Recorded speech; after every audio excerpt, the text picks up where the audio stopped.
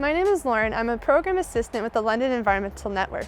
For today's tour of Greener Homes London, we're going to be going through Skylar's home and seeing what she has done to lower her household carbon emissions. Let's go meet Skylar. We're here with Skylar, and she's going to show us some home retrofits she's done to her home. So Skylar, mind walking us through or explaining what you've done? Sure, yeah. So my partner and I moved into this house 5 years ago, and we knew we wanted to make some retrofits just because it's a century home and it wasn't super sustainable. So far we have added an air source heat pump to the house. So we took out the air conditioning unit and replaced it with an air source heat pump. We've also gotten rid of our combustion engine car and swapped it out for an electric car. As well, we've also done a lot of work outside, so we've raised garden beds, we've native plants, we added 2 composters, so we've just done a lot of outdoor biodiversity improvements. Awesome, and what inspired you to do these home retrofits? Partner and I both really care about the environment, so we really wanted to make sure that we were trying to live our values, and we knew that we had direct control over our house and over the emissions that we have from our lifestyles. Pretty much everything we've done so far, we have had some sort of incentive. The composters we got for $35 each from the city, and those are heavily subsidized. The rain barrel we got for $60 from London Environmental Network fundraising sale, and again those retail usually closer to $100 from the store. And the air source heat pump came with a $3,200 rebate, so that brought down the price a lot. And then the electric vehicle, so we bought a used one, and we got rid of our combustion engine car, and so we got $2,000 towards our new to us, but used electric vehicle. So everything we've done so far has had some sort of incentive. So I see that you have this black box in your backyard. What's its purpose and what is it? Yeah, this is a composter which we got from the city, from the Enviro Depot, and they sell them subsidized for $35 each, and you can choose from a variety of different types. But we use this to compost all of our kitchen materials that can go into an outdoor composter. So coffee grounds, like tea leaves, any kind of vegetable matter, eggshells, it all goes into here. And we make sure we layer it with leaf litter. So you're supposed to do kind of like a brown to green lasagna ratio. And then at springtime, I'm able to open up this bottom part and then take all of the compost and put it into my raised garden beds, which provides a lot of nutrients to the vegetables that we grow. Awesome, and this excess compost material you end up with it, is there anywhere you can give it or let other people have? Anywhere to drop it off? Yeah, so if people don't have the ability to have a composter in their backyard, which I generally recommend just because it's the shortest kind of life cycle, like from your kitchen to your composter, then to your garden bed, and then you do your vegetables and then you cook it, and it's just a beautiful cycle.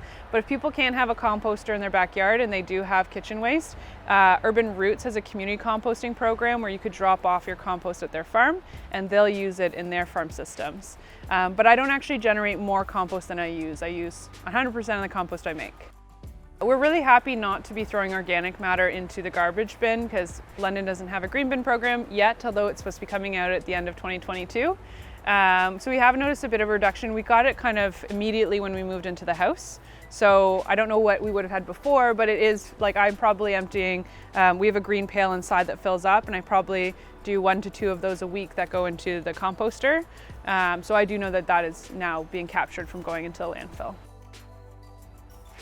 So we're in front of what looks like a normal car, but there's clearly something different about it. Do you mind explaining? Sure, absolutely. So this is our electric vehicle. My partner and I have our single car household. He usually bikes or walks to work, but last year we swapped our combustion engine car for an electric car. This one is a Leaf, a 2015 Leaf. So it's actually, we charged it overnight, so I'll probably unplug it soon, but it uses electricity and batteries to move around the city as opposed to gas. Awesome. And how often do you have to charge your car? You say once over the night is enough? Yeah, so we have it set up to charge overnight, so from midnight until 4 a.m. And we don't charge it every night, just more when we want to use it the next day. It goes about 140 kilometers. It is a little bit of an older model, so it's 2015, so the range isn't as long as some of the newer ones. But it works perfectly for us for getting around the city, for doing errands. And I can probably take it to Kitchener, and then I have to charge, and then I could come back. So yeah, we probably charge it a couple times a week, just overnight when it's cheapest. And is it easy to find charging stations when you're out and about in town? Yeah, I'd say 95% of our charging is done at home. So we have a level 2 charger just because it goes a little bit faster, although we could charge it just with a regular outlet. But it is fairly easy nowadays to find chargers you can use. There's a couple different apps you can download on your phone, and there's various level 1, 2, and 3 chargers across the city that you can connect to. Awesome. You say when you do charge it at home, was there an installation process for a battery pack or anything to help charge your car when it's at home? We did have to get an electric vehicle charger installed. So it's a level 2, which is kind of the same capacity as a dryer that you'd have in your house. And we luckily had enough ampage on our electrical board, so we didn't have to pay for an upgrade. Although some people in older homes, if they don't have an updated electrical board, they would have to pay to get that done. But we just had an electrician come in and install it. Pretty easy process. It took a couple hours, but now we're able just to plug it in and get it fully charged within like 2 to 3 hours. So I see we're in your garden. Do you mind explaining what's going on here? Sure. Yeah, I have 2 raised garden beds at my front, and then we actually have another 2 raised garden beds at the back of the house. But we do a lot of vegetable gardening. My partner and I love fresh produce, so we had zucchinis, peppers, tomatoes, kale, cucamelon, a bunch of different herbs. We have some green onions, and pretty much we just garden throughout the year because we enjoy it. It's nice to spend some time outside, and then we get to have beautiful fresh produce in our meals. And we've learned how to make a lot of different things just based on, you know, when you have an explosion of zucchini, you gotta learn how to make zucchini bread and zucchini lasagna, but it's all delicious. So. Awesome. And do you find yourself going to the grocery store less often with these 2 gardens? Definitely, yeah. We got into this bad habit where we'd buy salad greens, for example, and then they'd go bad before you could eat them all. But now that we've got kale and we had salad greens earlier in the year, we just pretty much stopped buying that from the grocery store or from On the Move Organics, where we get a lot of our produce. And I really appreciate that because it reduces our packaging and it is more cost effective. It's cheaper to grow your own food. And it's just available whenever you need it. So instead of having to plan ahead, I'd literally just go out into my front yard, cut it, and then make it for dinner. Awesome. And the upkeep of this garden, how much time do you have to invest in upkeeping it? I would say it's not so bad. I mean, I'm a lazy gardener, so I don't weed as much as my partner wants me to. But it's a bit of work in the spring to plant everything, get it going. And then we have a rain barrel, so we water it usually a couple times a week in the summer when it's dry. And then at the end of the season, we kind of take everything down, add some compost to it, and put some straw on it so that it overwinters pretty well. So like a little bit of work, but it's very manageable. So I see we're standing in front of a big piece of technology here. Do you mind explaining what it is? Yes, this is an air source heat pump, which is a newer technology, but it is widely used in European countries as well as like some other climates, but it's kind of a newer, more popular technology to North America. And an air source heat pump essentially takes the ambient air around it and can either cool it or heat it, and it brings it into your home. But the best part is it runs on electricity. And Ontario's energy grid is fairly low emissions, so there's a bit of natural gas, but the majority of Ontario's electrical grid is emission-free, which means that if this is running on electricity, it is very low emissions. And a nice part about the air source heat pump is that it can go down to -15, so it can provide heat to your home up to -15, and then our furnace will turn on, which uses natural gas. So it delays us turning on our furnace for a lot longer, and it replaces our air conditioning unit. So it also provides cold air in the summertime. Awesome. And how was the installation process? How long did it take for you to install? It took a day to install the unit, so like a 8-hour day, but then we did have to get somebody to come back and set up the technology on the inside and make the thermostat kind of work with our furnace. But it only took 1 day, and it was very non-invasive because we already had an air conditioner, so it runs on the same system as the air conditioning unit, so they just swapped it out. So what groups did you go through to install this, and incentive programs did you reach out to?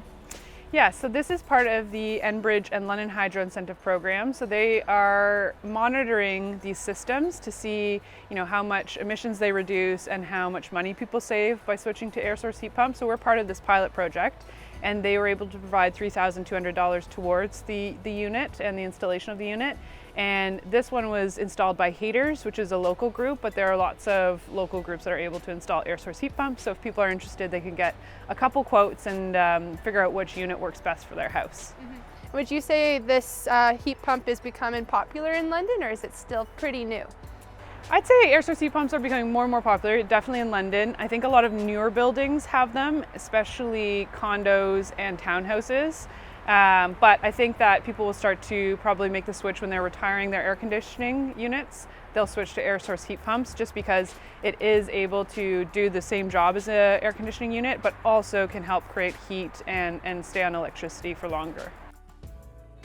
So Skylar, I see that you have a thermostat. How is this different from other thermostats? So this thermostat connects to our air source heat pump and to our furnace. So it's kind of dual purposed and it follows a schedule. So we kind of choose how cold and how hot we want it to be, and it will turn on and off automatically. But the cool part about it is it will turn on the air source heat pump when it makes the most financial sense to be using it. So it kind of switches back and forth between the furnace and the air source heat pump. Based on that, as well, it will use the air source heat pump as long as it possibly can before switching to the furnace. So we're using less greenhouse gas emissions because we're running on the air source heat pump, which is electrical. So it kind of coordinates all of that from this thermostat. And was this installed with the air pump, or was this already installed before you got the air pump? This thermostat came with the air source heat pump because the technology is compatible with, again, the furnace and the air source heat pump. And also it is relaying information to London Hydro and Enbridge and tracking the reductions that it's being made because it's part of the pilot process. So it is a very smart thermostat. It's connected to the Wi-Fi. It's running reports. So it's very useful. So I know that you went through a whole EnerGuide audit process. Yes. Do you mind explaining those numbers and what your house was at? Sure, yeah. So I got an EnerGuide audit in August of this year, and we're at 132. So EnerGuide kind of gives you a rating based on how much energy you consume and how efficient your home is. And we would like to be closer to 82 or even closer into the green zone, which means your house is really energy efficient. And our energy advisor gave us a list of different things to do to make our house more efficient, which includes upgrading our heating system, which is the air source heat pump, improving our hot water heater, performing air sealing, and additional other recommendations. So since August, it's now November, and so far we have swapped out our heating, so now we have the air source heat pump unit. And I just got a report outlining the savings that we've had in the last month. Awesome. Do you mind explaining what savings you have had since installing your air pump? Sure, yeah. So there's both energy savings and then cost savings.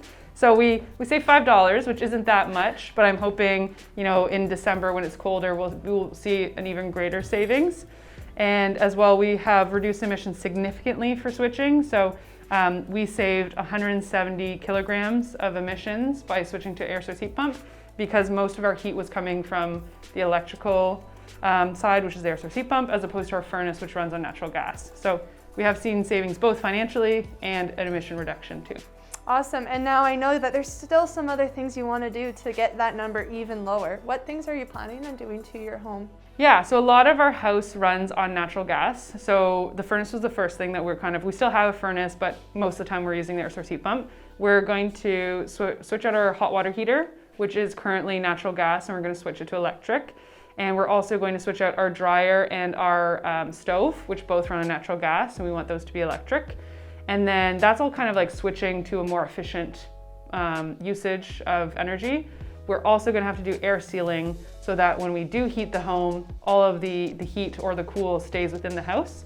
So the next step is to do a lot of air sealing procedures. Awesome. And where in the house would these air sealing procedures be done? Most of them are upstairs. We have an addition, and we have to seal the pot lights, so seal around those entry points, and then also seal all of the seams between the walls and the floor upstairs because we're getting a lot of loss there. The ideal is to get to net zero by 2030, which means like trying to reduce as much energy as we possibly can, and then anything we can't, we can offset through something like bullfrog power. So I'd say like my ideal goal would be to get like a 44 on EnerGuide, which is in the green zone, which means it's very energy efficient. But like ideally it's net zero with as many reductions as possible, not just offsetting the entire amount. After touring through Skylar's home, we learned lots about air-sourced heat pumps, how to maintain your home garden, and what the benefits of owning an electrical vehicle are. If you ever have any more questions on home retrofits or how to start your own journey, please visit the London Environmental Network's website. Till next time.